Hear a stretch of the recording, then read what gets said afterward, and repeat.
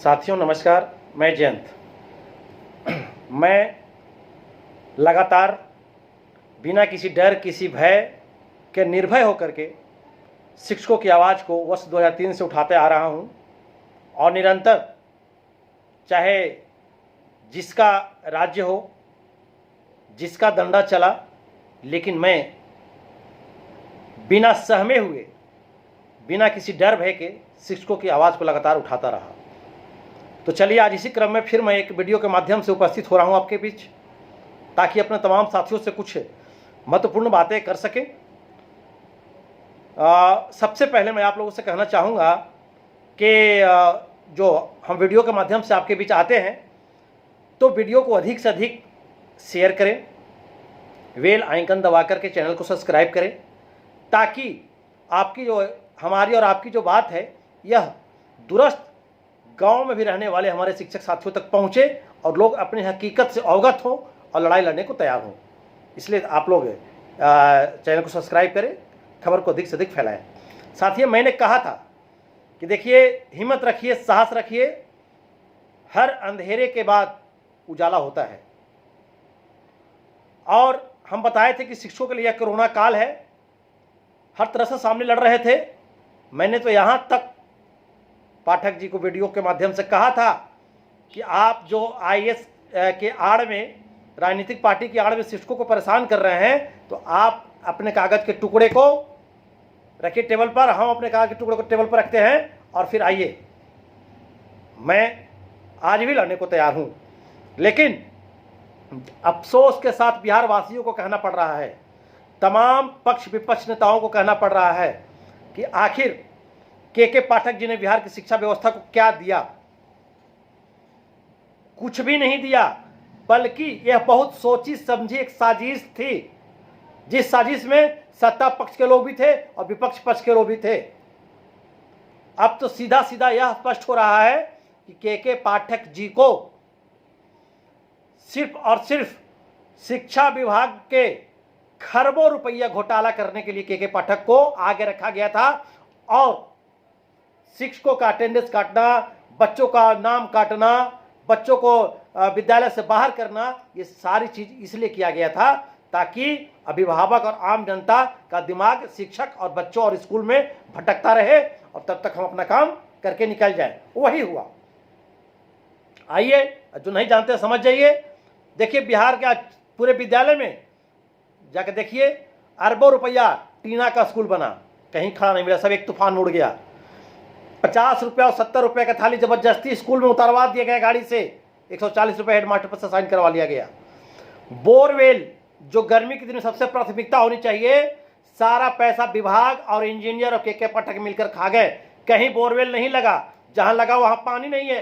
बिहार में 75-76 स्कूल है, जाकर दिखाए कितने स्कूल में बोरवेल हुआ। एक बोरवेल का 2,90,000 2,80,000 का फंड निकाल के खा गया लोग। 20 बोरा सीमेंट का रिपेयरिंग हुआ, 10 लाख रुपया निकाला गया। टीना का स्कूल उड़ गया। कहीं स्कूल में कुछ भी, न टाइल्स लगा, न कुछ हुआ, कुछ भी नहीं हुआ।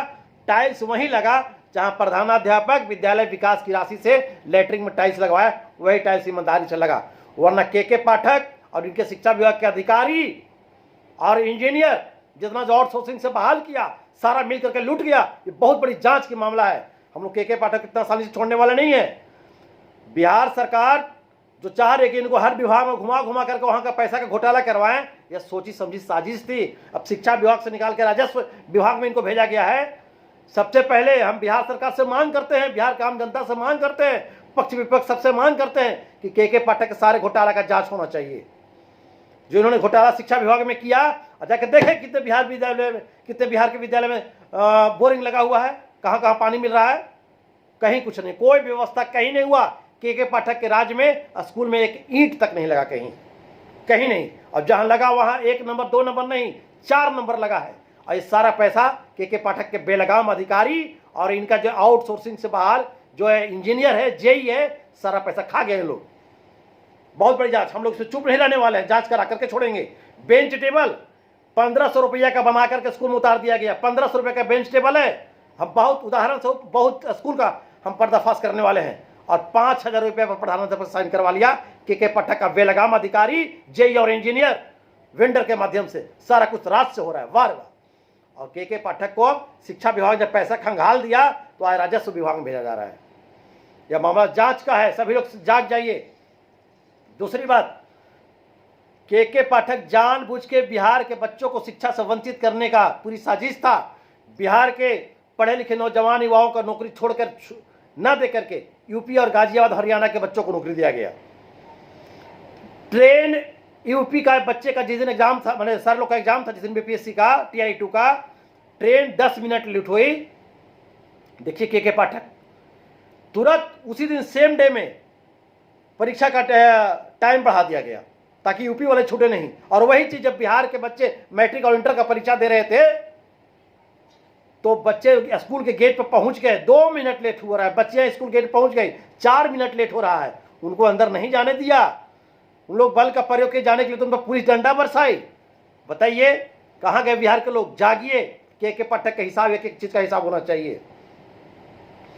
कितने निर्दोष बच्चे ठंड से मर गए, कितने निर्दोष बच्चे लहर से मर गए, कितने शिक्षकों की जान की चली गई, कितने शिक्षिकाएं की जान चली गई।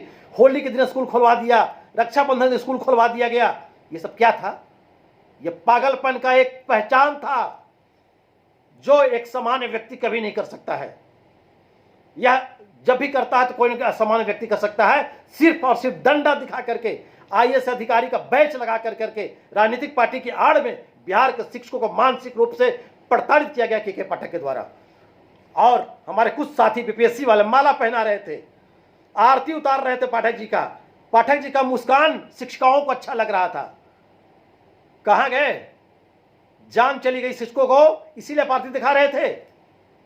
के पाठक सर कितने महिलाओं को विधवा बना के चले गए, कितने माँ की गोद सुनी करके चले गए, कितने शिक्षक शिक्षिकाओं को जान लेकर चले गए, बिहार के नौनिहाल बच्चों का शिक्षा चौपट करके चले गए। इनके गुनाहों को सजा इनको मिलनी चाहिए। मैं बिहार सरकार से मांग करता हूं, शिक्षा विभाग से हटा करके इनको राजस्व में ढकेल करके इनका पाप छुपेगा नहीं। और मैं कहना चाहूंगा वर्तमान ACS आदरणीय सिद्धार्थ सर से कि आपके बाद निश्चित रूप से जब से आप पदभार संभाले हैं, आप और सनी सर, निश्चित रूप से के पाठक के जितने भी अनैतिक फैसला था आपने उसको पलटने का काम किया है। बताइए के पाठक जो महामहिम राज्यपाल, उनके फैसले को पलटते थे के पाठक। न संस्कार की पहचान थी और न नैतिकता की पहचान थी उनके अंदर। ये सिद्धार्थ सर आप आए और सारे अनैतिक फैसले को अपने पलटने का काम किया है। निश्चित रूप से शिक्षा और शिक्षकों में सुधार आएगी। हाँ, अगर आज शिक्षकों को बदनाम कर रहे थे के पाठक, मैं मानता हूं कि इतनी बड़ी संख्या में कुछ शिक्षक होंगे जो विद्यालय नहीं जाते होंगे, नहीं पढ़ाते होंगे। उन्हें सुधारने के लिए बहुत सारी व्यवस्था विभाग में, इतने अधिकारी आपका हैं, विद्यालय जांच करे, पकड़े, कार्रवाई करे, लेकिन एक डंडा चला के समाज में बदनाम करना यह कहीं से उचित नहीं था। जो काम प्यार से करवाया जा सकता है वह डंडा से नहीं कराया जा सकता है। के पाठक जी के राज्य में सारे अधिकारी बेलगाम हो गए और आउटसोर्सिंग के माध्यम से बहाल कर करके जहां तहां बैठा दिए। के पाठक 2 लाख 3 लाख 4 लाख ले करके बहाल किए और कर दिए, और जाओ स्कूल करो। रात के बहाल हुआ एक लड़का रोड पर चल रहा है, पढ़ा लिखा लड़का, उसको रात को बहाल के सुबह डायरी लेके स्कूल जाकर कर निकल गया। ये के पाठक का देन है।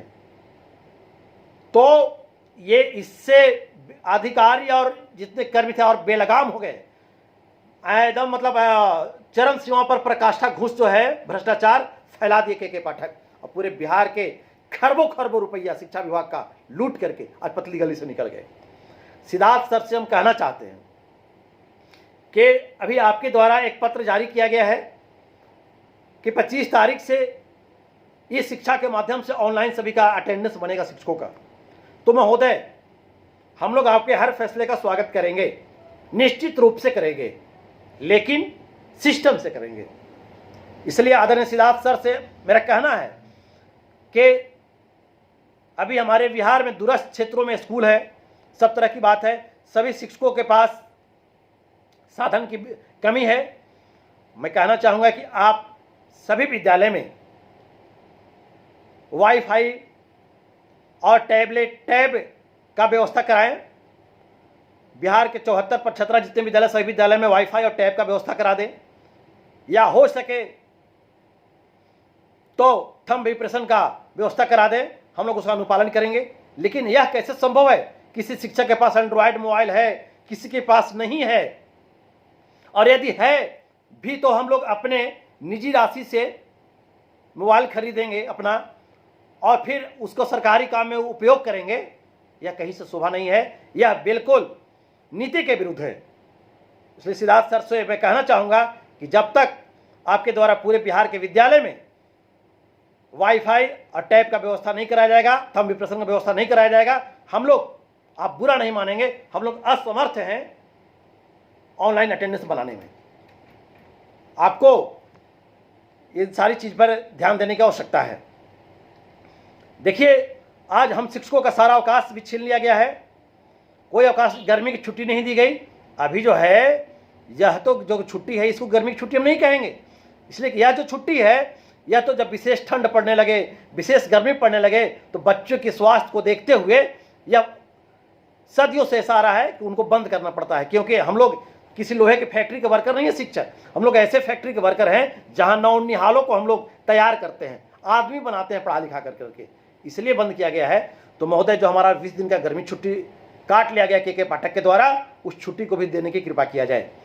सारे पर्व त्यौहार का जो अवकाश तालिका के साथ छेड़छाड़ कर करके काट लिया गया छुट्टी, उस छुट्टी को बहाल किया जाए,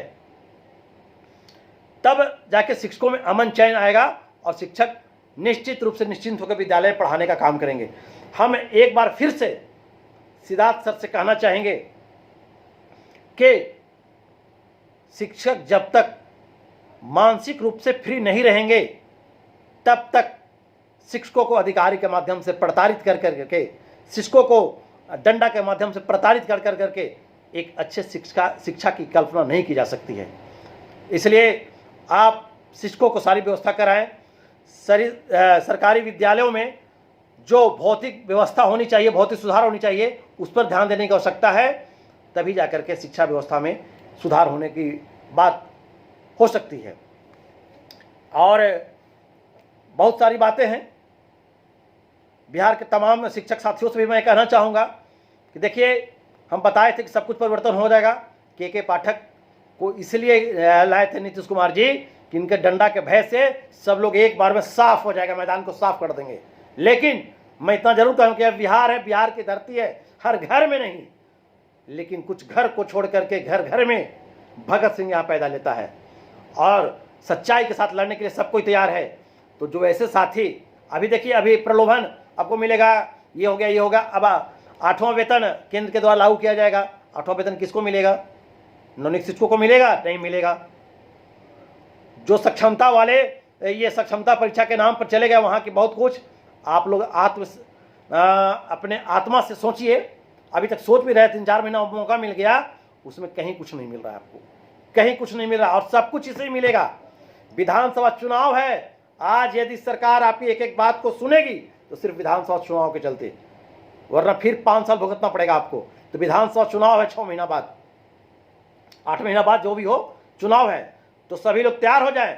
सक्षमता आपके लिए सिर्फ और सिर्फ एक महाजाल है, महाजाल है, उससे बचिए। अभी जिनको समझ में आ रहा है और नियोजित रह करके ही सब कुछ लेंगे। विधानसभा चुनाव से जस्ट पहले सरकार को मजबूर करेंगे कि हमको नियोजित थे, हमारा जो पूर्व से मांग चला है समान काम का समान वेतन हमको मिलना चाहिए, और लेकर के रहेंगे। किसी सरकार में ताकत नहीं है कि हमारी मांग को नहीं दे। हम लोग 20 साल से सर्विस करते आ रहे हैं, 20 साल से लड़ रहे हैं। हम किसी होटल के नौकर नहीं हैं कि कोई हमको रोड पर निकाल करके फेंक दे। हम लोग सबसे लड़ने के लिए तैयार हैं। और इस आंदोलन में जितने साथी जो सच्चे सिपाही थे, शिक्षकों के सच्चे लड़ने वाले सिपाही थे, जो सेना नायक थे, वह आपके सामने रहें, चाहे वीडियो के माध्यम से रहें, चाहे शारीरिक रूप से माध्यम से रहें। और जो नहीं लड़ने वाले थे, जो झूठा वादा करने वाले थे, वो आपको कहीं वीडियो भी नहीं देखे। अब धीरे धीरे लोग निकलना शुरू करेगा, चाहे जिस रूप में निकले। लेकिन अब हम लोग पहचान चुके हैं, अब वैसे लोगों के नेतृत्व में कभी लड़ाई नहीं लड़ेंगे। जो विशिष्ट समय आने पर, जो विकट समय आने पर अंडरग्राउंड हो गया, वैसे लोगों को जो नेता मानेंगे, आपका भविष्य अंधकार में चला जाएगा। जो आपके सामने रहे हैं, ईमानदारी से लड़े हैं, आप उनका साथ दें और उनके साथ रह करके लड़े। और हम वादा करते हैं कि आप सक्षमता का पूर्ण बहिष्कार करें, कोई नहीं जाए। देखिए सारा चीज मिलेगा, वो समय आ गया है 20 साल की लड़ाई का, वह जो फल प्राप्त करना है, जो वृक्ष लगाएं, वो फल लेने का समय आ गया है साथियों। आप धैर्य और हिम्मत के साथ पूर्ण रूप से बहिष्कार कर दीजिए कि हम लोग कोई नहीं जाएंगे और नियोजित बन के सब कुछ लेंगे, समान काम का समान वेतन लेंगे, राजकर्मी तो देना ही पड़ेगा इनको, कहाँ जाएंगे। सर पर चुनाव है, जिस तरह का चुनाव का रिजल्ट आया आप लोग सब लोग देख लिए, इस बार सब कुछ देना पड़ेगा। चलिए ज़्यादा हम लंबा वीडियो बन रहा है, आप ज़्यादा समय नहीं लेंगे। आप अधिक से अधिक खबर को शेयर करें, सब्सक्राइब करें और अपने साथियों तक फैलाएं। फिर मैं अगले वीडियो में लेकर आपके पास आऊँगा। अंत में मैं एक बार फिर से ACS सिद्धार्थ सर को कहना चाहूँगा कि जो ये ऑनलाइन व्यवस्था है अटेंडेंस बनाने का, इसमें आप बदलाव कीजिए। जब तक विद्यालयों में वाईफाई और ये टैब या थंब विप्रेशन की व्यवस्था नहीं होती है, हम लोग असमर्थ है महोदय, आप इसको बुरा नहीं मानेंगे, हम लोग अनुपालन नहीं कर सकेंगे। इसी बातों के साथ जय हिंद, जय शिक्षक, जय भारत।